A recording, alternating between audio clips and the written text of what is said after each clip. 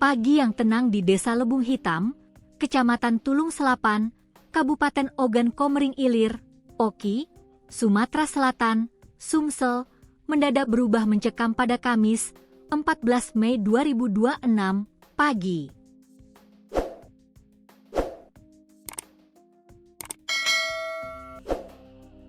Seorang pria parubaya bernama Ependi, 51, terkapar bersimbah darah usai bagian belakang tubuhnya ditebas tanpa ampun dengan sebilah pedang oleh tetangga sendiri, Gusdur, 26. Belum sempat menikmati pelariannya, pemuda beringas tersebut langsung dibikin tak berkutik tim Opsnal Unit Reskrim Polsek Tulung Selapan yang bergerak mengendus jejaknya. Penangkapan pelaku bermula dari laporan warga yang resah insiden berdarah tersebut. Polisi mendapat informasi tidak mau membuang waktu.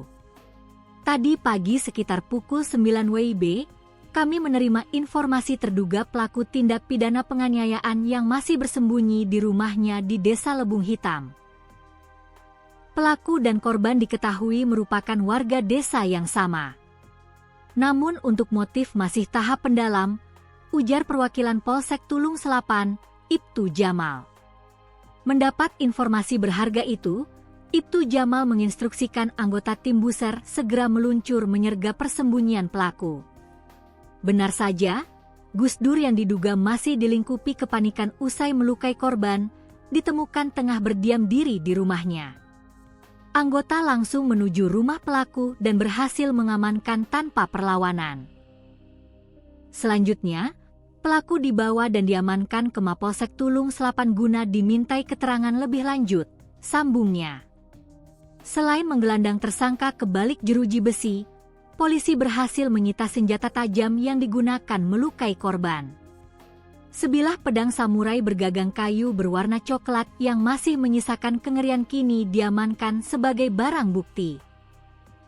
Atas perbuatan nekatnya yang membuat nyawa orang lain terancam, Gusdur harus menghadapi proses hukuman dan dikenakan pasal 466 KUHP tentang penganiayaan, ungkapnya. Di tempat terpisah Kapolres Oki, AKBP Eko Rubianto menegaskan respons cepat terhadap setiap insiden adalah komitmen dalam melindungi masyarakat. Setiap laporan masyarakat harus direspons secara cepat, tepat, dan profesional, tegas AKBP Eko.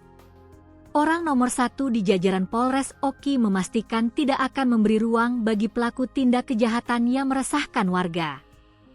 Kami ingin memastikan situasi Kamtipmas di wilayah hukum Polres Oki tetap kondusif serta senantiasa memberikan rasa aman bagi masyarakat, pungkasnya.